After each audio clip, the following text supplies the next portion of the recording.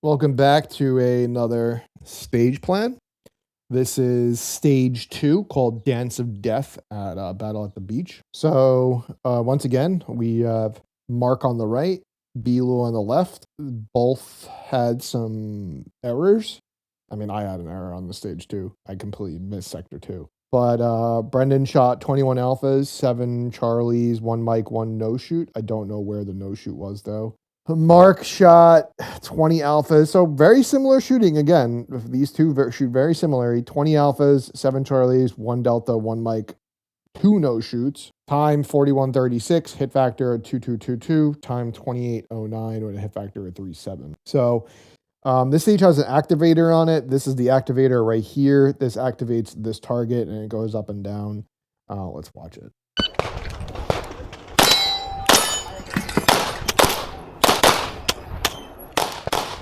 Oh my god. Don't do it.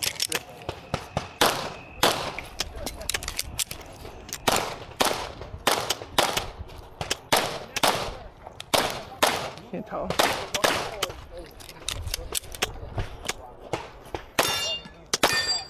How did I fucking...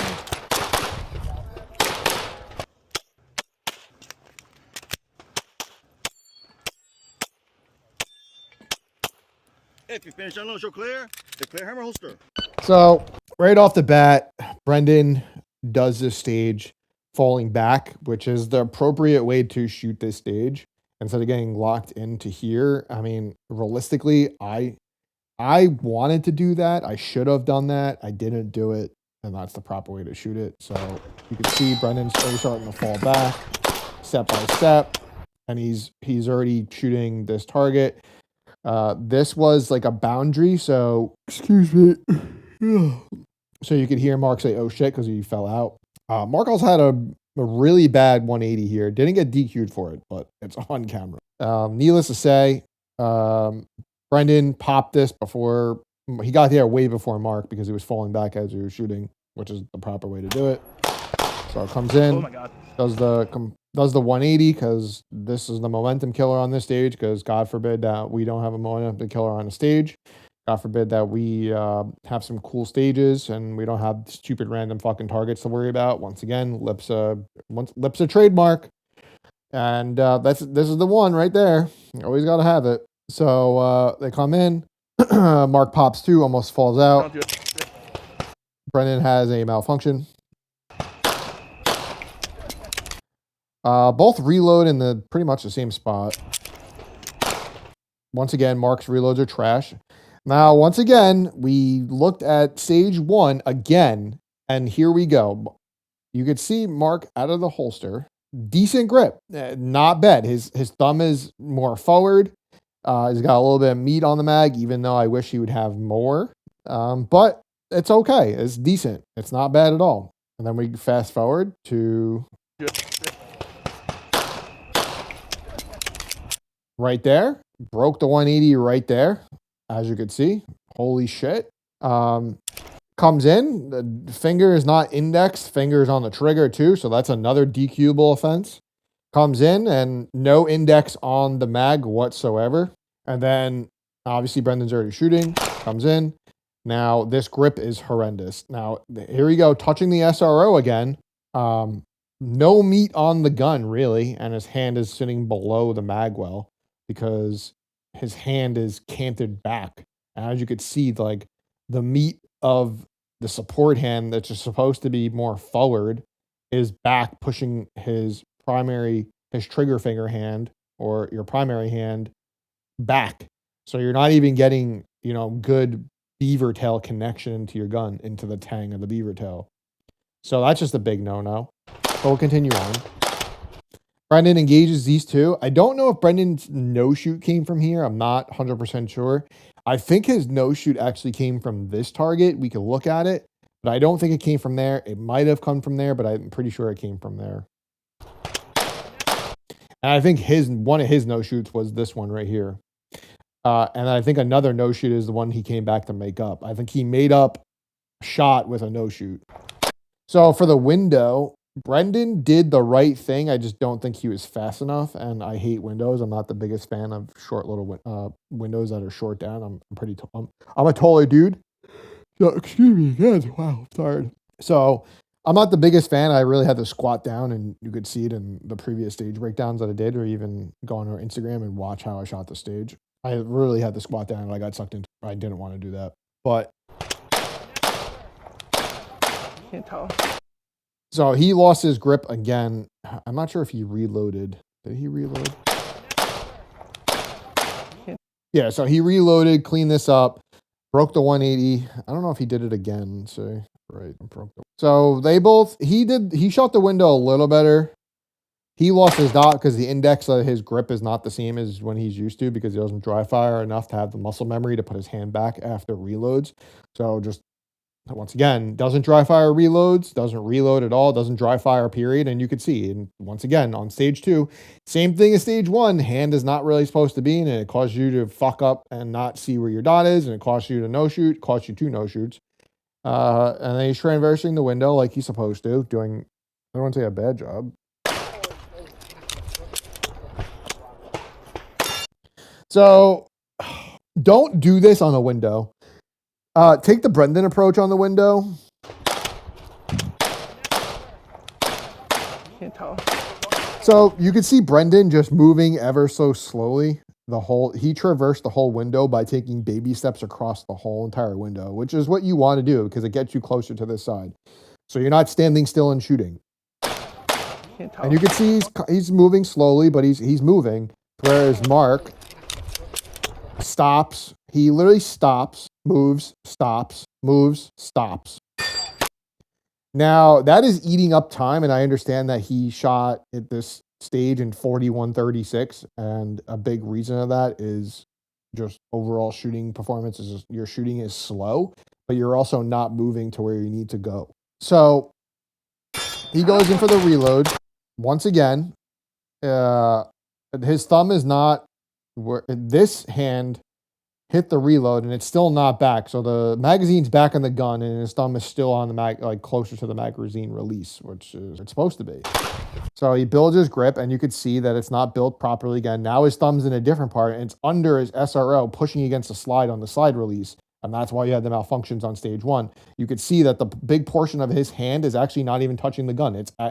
Some of his meat is not even on the gun. It's below the mag. It's below the mag flare, which that's not supposed to be there either.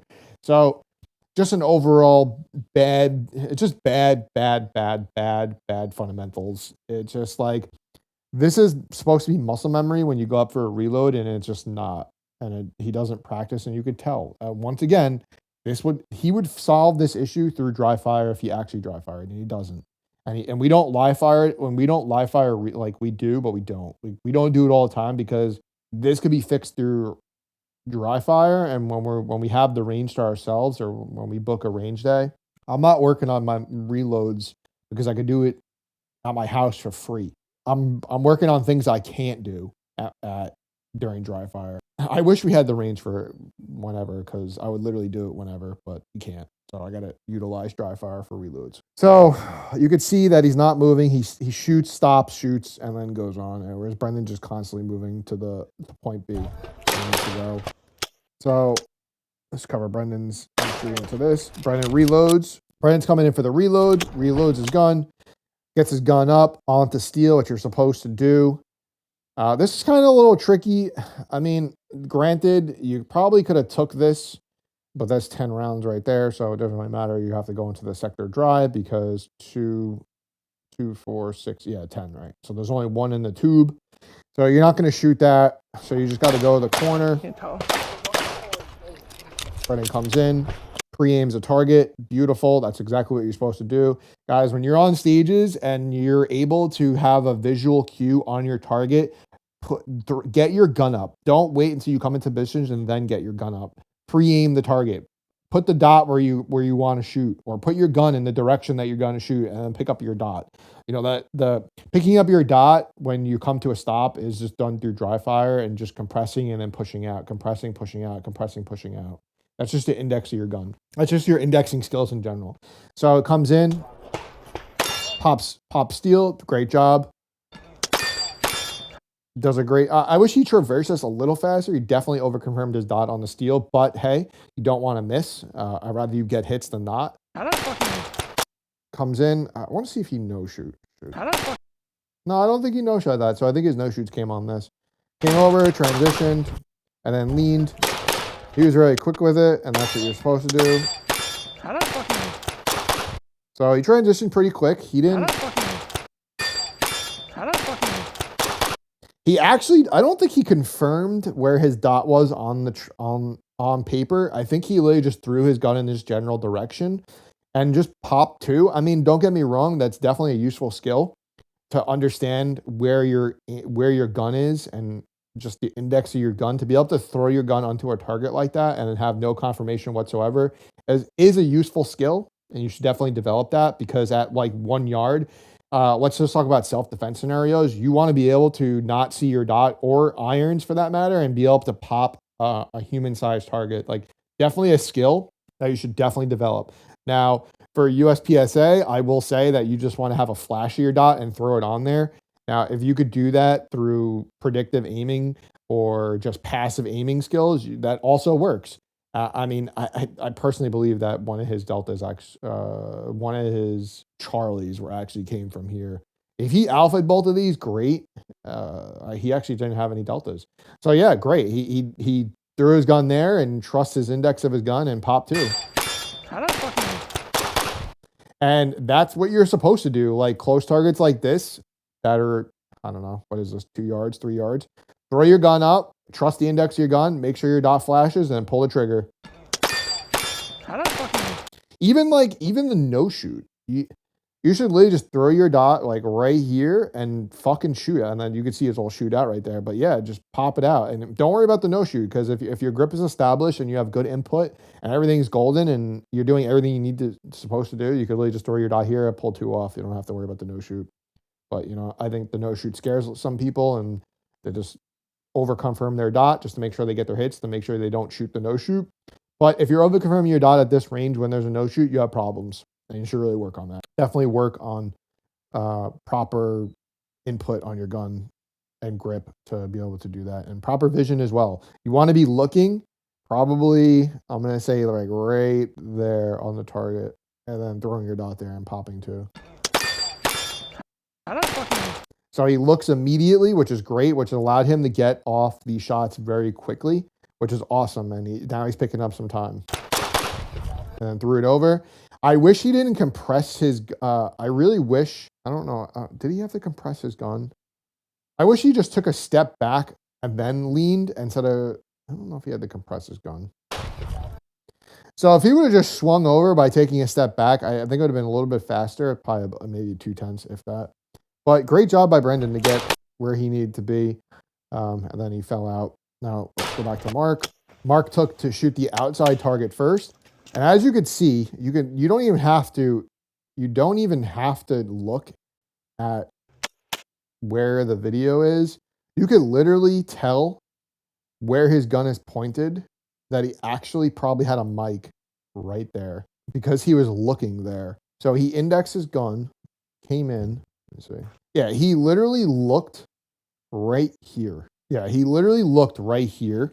And that's very important, that when you want to come into a target, that you're looking exactly where you want to shoot it. You can literally see that he's looking over here. And then pulled the trigger anyway and popped either, it would probably a Charlie Mike. Let's see if we could spot it. So he either popped 2 Charlies or a Charlie Mike there. Came back, reloaded. I don't know why he reloaded. Did he reload after this? How did he did. So there's 2, 4, 6, 8. Oh yeah, he had to reload because he fucking put 2 extra shots here. Yeah. So he put 2 extra shots. What he should have done was reloaded immediately again and not waited to here for stationary. Shitty reload. Ooh, he shot that low. So he shot the steel down here. So his mic was from... If you finish unload, show clear.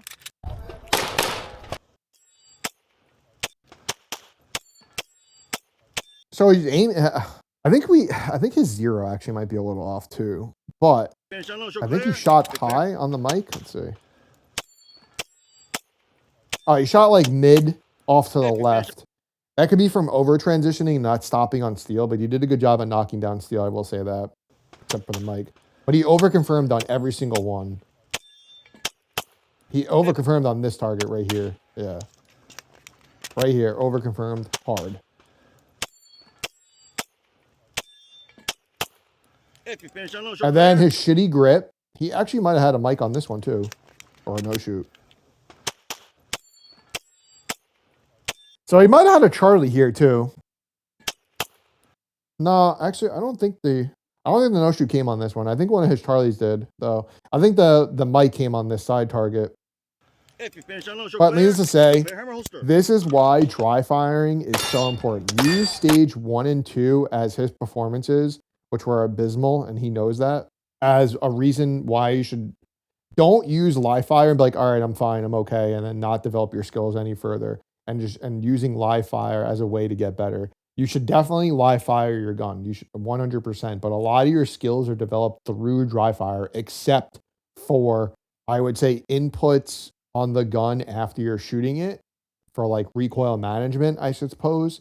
And I would say that's the only thing that you really should need live fire for, just recoil management. Everything else you could do.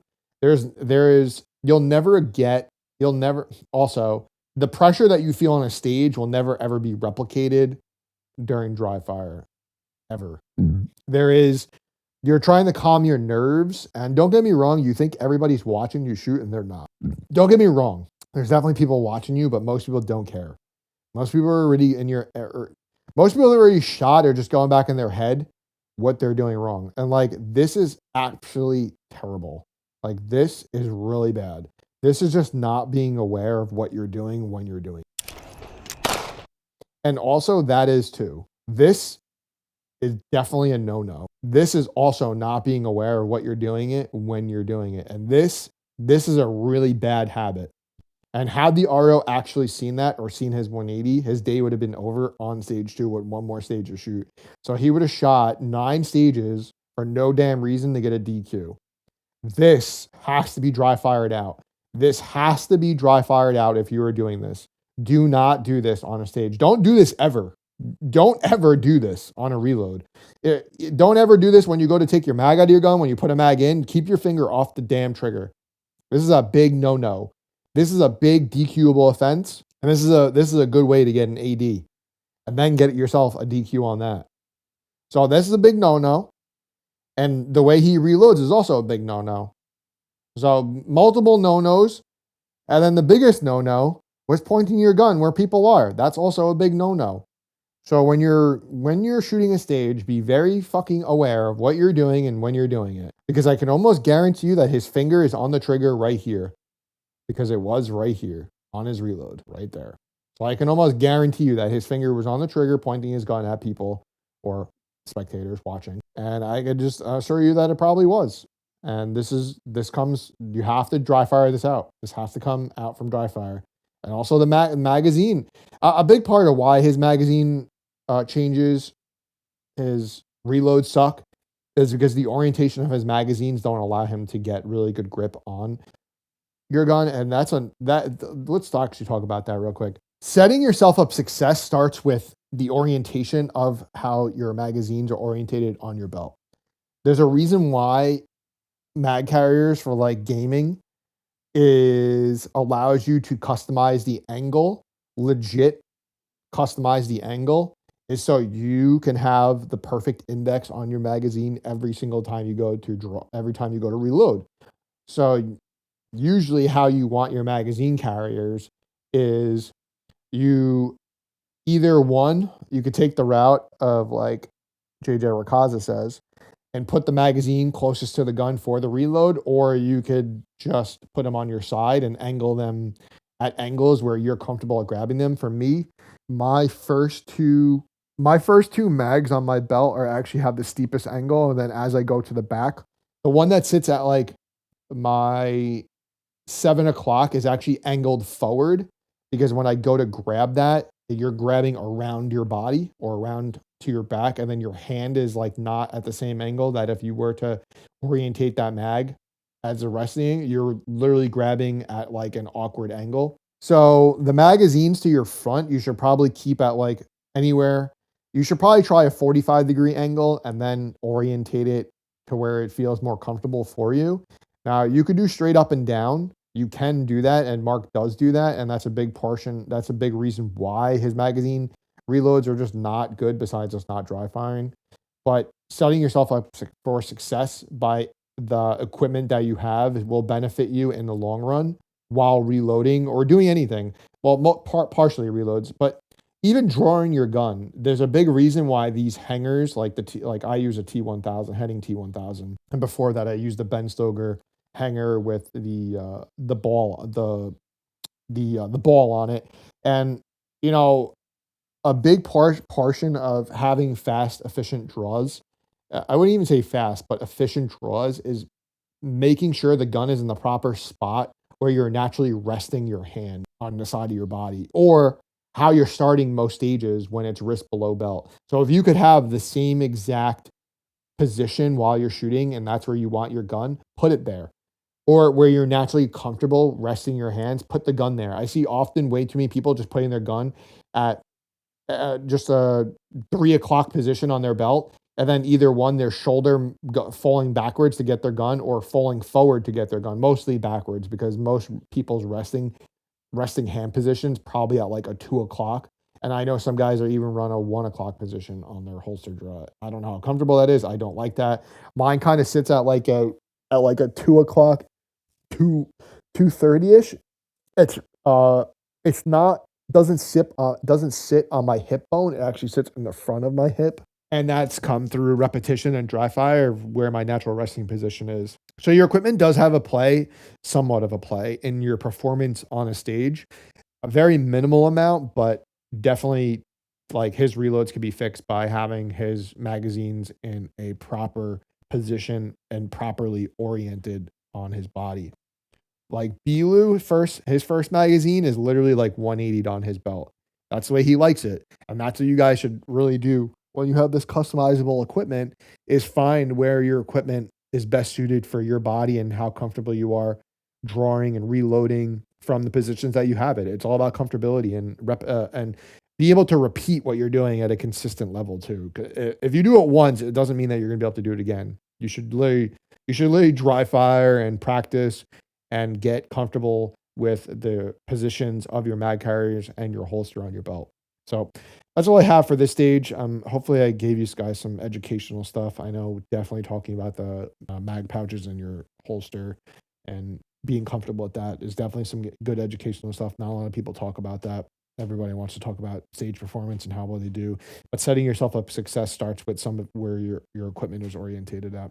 So that's all I have for stage 2. I think I might do stage 3 and 4 tomorrow. This might get, I don't know when this is getting posted, as I'm not the one posting it. Mark is actually the one posting on their YouTube. I just post the stuff to Insta, and the commentary stage breakdowns don't go on Instagram because they're too long.